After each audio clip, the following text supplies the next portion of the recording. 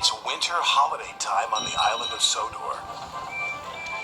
It's very cold, but the engines don't mind. They love this time of year when the stations look jolly in their decorations. There is plenty of work with passengers and parcels to be delivered, no matter what the weather.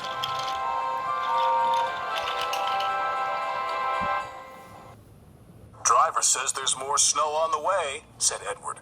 We'll soon be wearing our snowplows, said James. You'll enjoy that, won't you, Thomas? Teased Henry. You know I won't, said Thomas. I don't like my snowplow.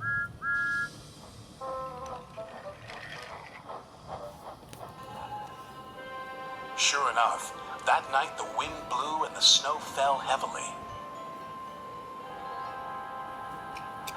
The next morning, Sir Topham had arrived. He told the engines they were to have snowplows fitted.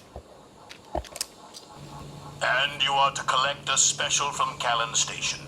It's needed for the village feast on Toby's branch line. Thomas was excited about his special, but not about his snowplow. Please, sir, my plow is awkward and uncomfortable. Do I have to wear it? Everyone has to wear a snowplow, said Sir Topham Hatt. The fitters, his driver, and firemen all helped with Thomas's snowplow. We'll have to try that again, laughed his driver. Big, horrid, awkward thing, Thomas grumbled. He was much happier when he arrived at Callan Station and saw his special.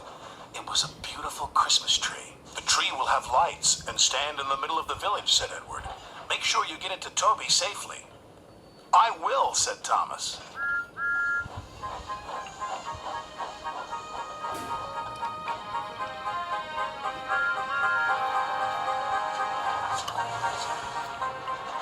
Thomas arrived at Maithwaite, and Toby was very happy to see him. The villagers will be delighted with this tree, Toby said. I'm glad you have your snowplow. I can't clear the snowdrifts by myself.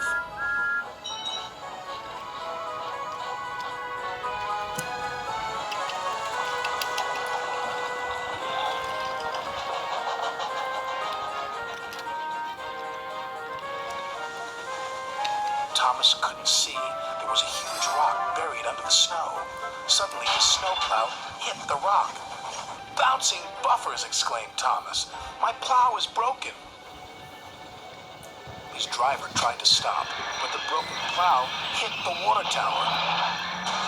Cinders and ashes, exclaimed Thomas. We can't go any further, said Thomas's driver. And there's no one to help us. But the villagers need their tree, said Thomas. Let me try again. I'm sure I can make it. It wasn't easy without a snowplow, but Thomas was determined.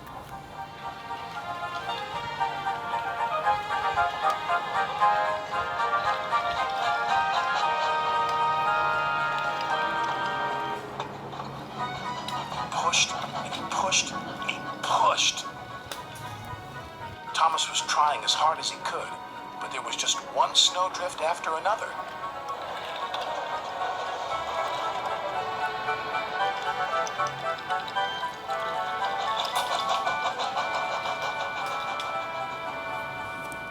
Finally, Thomas and Toby were pulling into the village station. Thomas whistled and the villagers cheered when they saw their beautiful tree. Hooray, they said, hooray! The next day, Sir Topham Hatt sent for Thomas. Thomas was worried. What would Sir Topham Hatt say about his broken snowplow?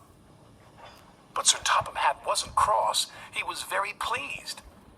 The villagers had a wonderful feast, he said. You were very brave to take on that snow without a plow. Thank you, sir, said Thomas. As you know, continued Sir Topham Hatt, there are no spare snowplows, so you'll just have to do without yours for a while. Oh, thank you, sir, grinned Thomas.